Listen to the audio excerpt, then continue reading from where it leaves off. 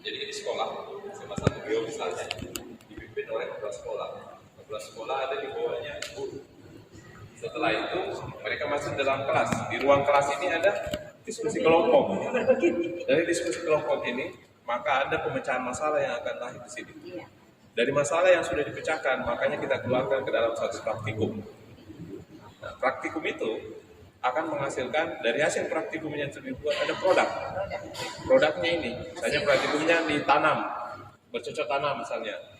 Nah, selanjutnya apa tantangan-tantangan? Sudah betul. Berarti perempuannya harus ada lagi di sini hasilnya.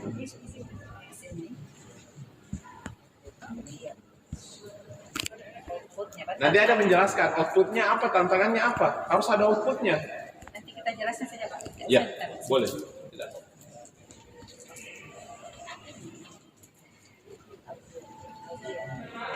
Intinya ke sini semua ada.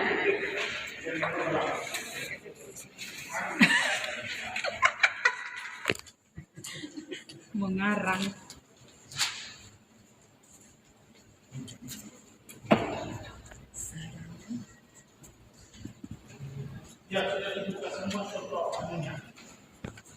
Yang terlalu banyak buah nih. Iya mau dijelaskan supaya Oh. Udah Bu. Oh itu kelas semua itu loh. Mana semua di pondoknya sini.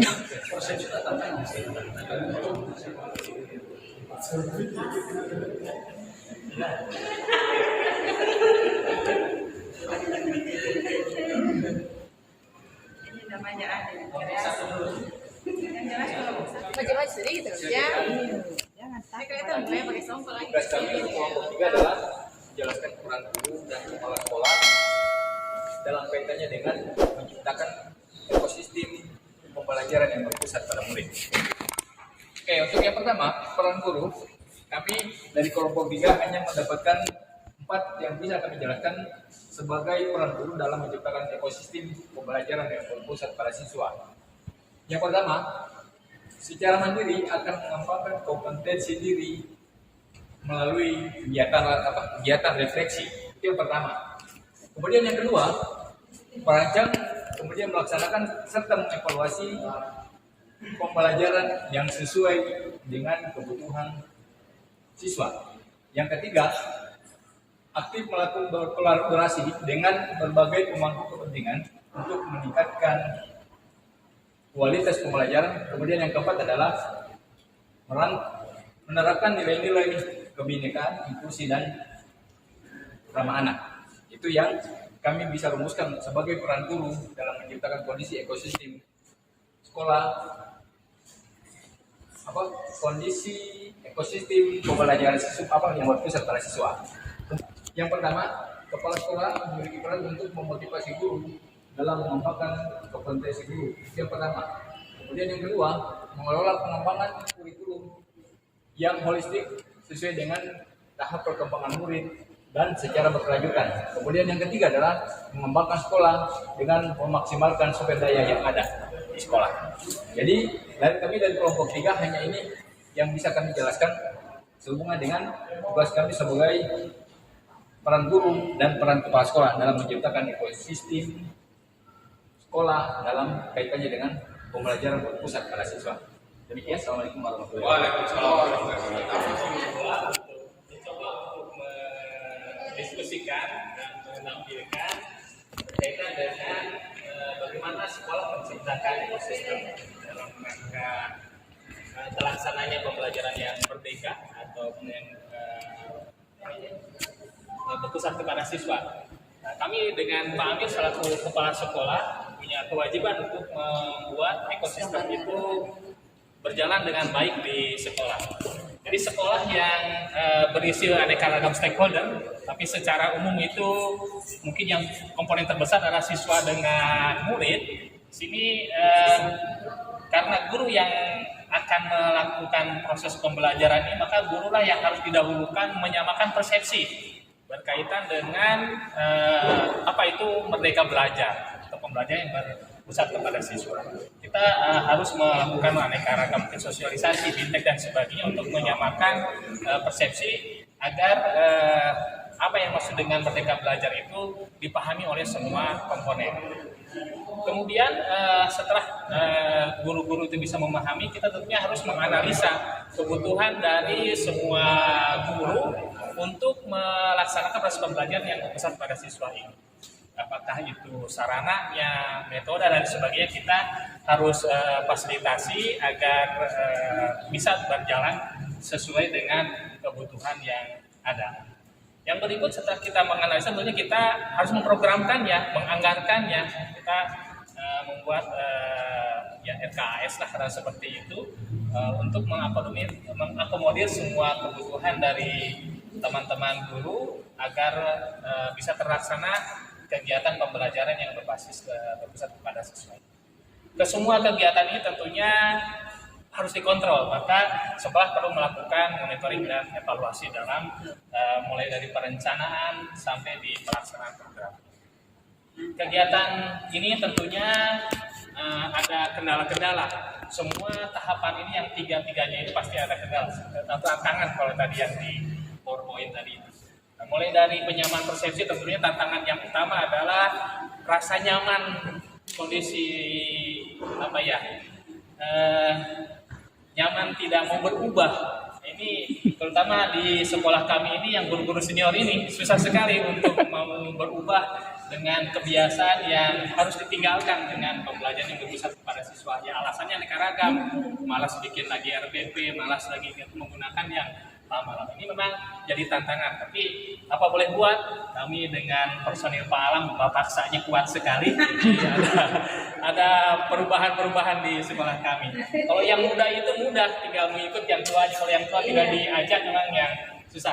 Menganalisa juga ini tentunya ada tantangan juga, karena kami juga sesuatu kurikulum yang baru itu masih untuk membaca masa depan itu masih kabur, sehingga analisa bisa jadi kebutuhan yang dianggap penting nanti munculnya di kemudian hari karena sesuai dengan berjalannya waktu, akibatnya mungkin tidak teranggarkan. Ini itu jadi kendala, jadi tantangan bagi kita. Mengubah di RKS itu memang memungkinkan, tetapi sangat terbatas. Ini akan jadi tantangan. Kemudian di penyusunan program kerja pun demikian. Banyak bukan kebutuhan kadang-kala program ini disusun, tapi keinginan yang muncul ini. Kadang masalahnya kita mengakomodir semua keinginan guru, bukan kebutuhan guru. Selain butuh juga ingin. Ini juga yang agak susah dalam menyusun program tarik ulur. Kadang program yang nggak terlalu penting itu malah lebih dominan dibandingkan dengan program yang penting. Ini mungkin kendala-kendala atau tantangan kami di sekolah dalam membuat ekosistem sekolah agar sekolah itu bisa merdeka. Mungkin ini presentasi dari kelompok 2. Mohon maaf kalau hanya ini yang bisa tersampaikan. Terima kasih. Assalamualaikum warahmatullahi wabarakatuh. Pembelajaran yang berpihak pada murid, tantangan serta hasilnya. Jadi makanya untuk pembelajaran berpihak pada murid tentunya guru tidak langsung melakukan pembelajaran, tapi tentunya ada keterlibatan kepala sekolah, pengawas sekolah, kemudian wali siswa, dan tenaga-tenaga pendidikan yang ada di sekolah. Di sini, kepala sekolah bersama guru harus menyusun program sekolah yang berpihak pada murid. Kemudian program inilah dibuat bersama guru dan tenaga pendidikan untuk menyusun program-program yang berpihak pada murid. Hasilnya itulah setelah itu guru-guru akan membuat perencanaan pembelajaran. Jadi sebelumnya guru-guru membuat perencanaan pembelajaran, tentunya membuat dulu asesmen diagnostik yang pertama agar pembelajaran bisa berpihak pada murid. Nah di sini kemudian guru membuat RPP. Setelah itu guru mengimplementasikan ke kelas-kelas. Bagaimana caranya? Dalam kelas itu guru akan melakukan pembelajaran yang berpihak pada murid yang tentu sudah direncanakan sebelumnya, di mana di sini menggunakan berbagai macam metode, antara lain siswa diskusi, kemudian praktek, kemudian siswa yang menggunakan cara belajar kinestetis, yaitu kita lakukan praktikum, kemudian baik di dalam laboratorium kalau sains atau di menggunakan lingkungan luar kelas apabila pelajaran-pelajaran tertentu. Kemudian bagi siswa yang senang audio atau visual itu bisa melakukan diskusi, yang suka debat bisa melakukan diskusi. Kemudian siswa yang senang dengan visual bisa kita memperlihatkan video bagi siswa. Kemudian yang suka dengan audio kita bisa memperdengarkan semacam podcast begitulah. Atau mungkin pada saat kita mengajar kita mempraktekkan semuanya ini. Atau kita mau mengelompokkan siswa sesuai dengan bakatnya, kemudian mereka di situ akan kita ajarkan sesuai dengan keinginannya dia.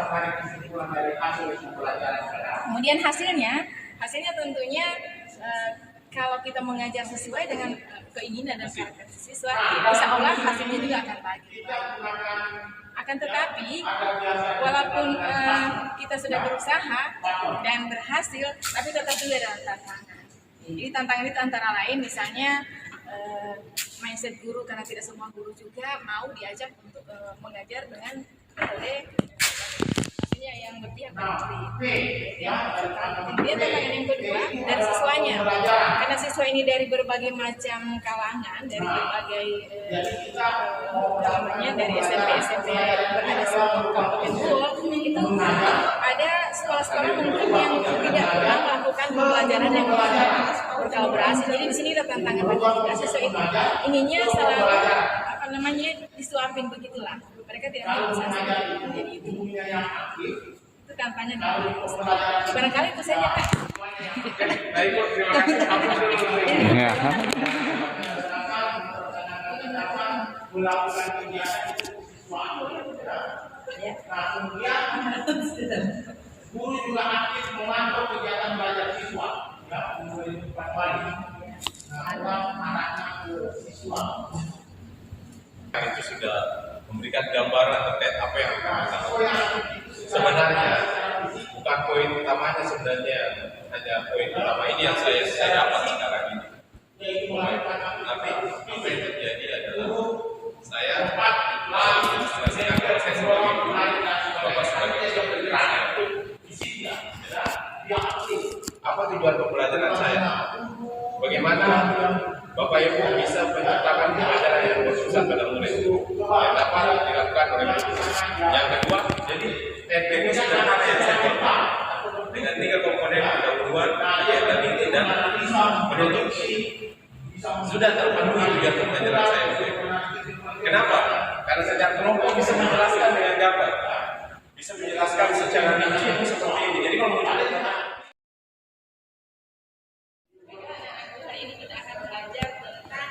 Sifat negatif. Di absen dulu saya. Sebelumnya tanya dulu ya, apakah masih ingat pelajaran minggu lalu tentang sifat negatif? Ada berapa macam? 4 tuh. Ini berapa macam? Ini siswa. Bagaimana Pak Amin? Berapa macam? Kenaikan titik ini, penurunan titik dulu, penurunan tekanan berat. Akan apa seperti itu? Yes. Sekarang anak-anak kita akan belajar, hari ini kita akan lanjut dengan materi penerapan sifat negatif lakukan dalam kebutuhan sehari-hari. Kita sudah belajar tentang membuat ini. Kita akan belajar bagaimana cara melakukan dilihat tampilannya atau dibaca bukunya, melihat bagaimana menarik ini.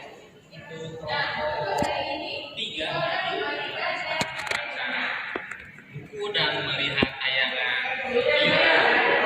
Kami melihat bahwa satu itu bisa dicair dengan menambahkan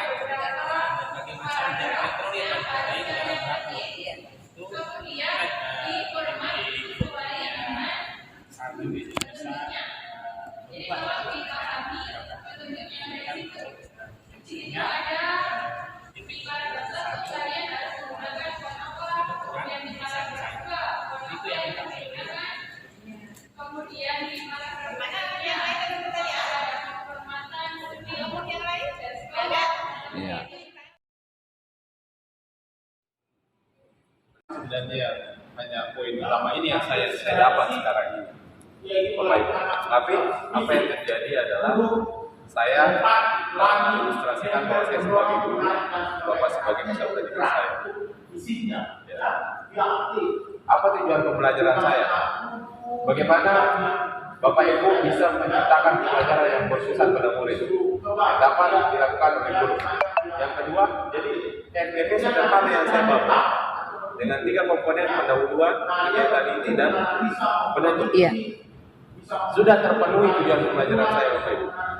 Kenapa? Karena setiap kelompok bisa menjelaskan dengan gambar, bisa menjelaskan secara rinci seperti ini. Jadi kalau mau ditanya, Pak, bagaimana? Apa tugas seorang pengawas? Iya. Aku langsung bisa jawab. Jawab. Kenapa? Karena barusan sudah dijelaskan apa fungsi dari mereka. Iya.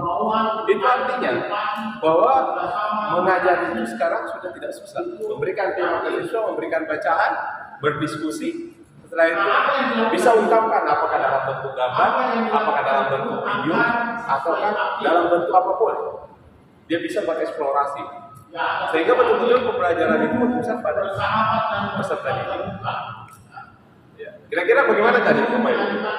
Bapak bekerja kelompok, berdiskusi. Iya. Apa yang bisa dimasukkan? Saya menuangkan temanya. Terkait tema itu Bapak bicarakan, berdiskusi bersama. Setelah itu saya meminta Bapak menuangkannya dalam bentuk gambar. Artinya Bapak sudah bercerita tentang alur yang sudah Bapak buat. Supaya kalau kita tampilkan grade-nya siswa ini termotivasi. Oh, saya peringkat 1. Nah, jadi harusnya di pertandingan dari tes pemahaman itu harus memberikan 10.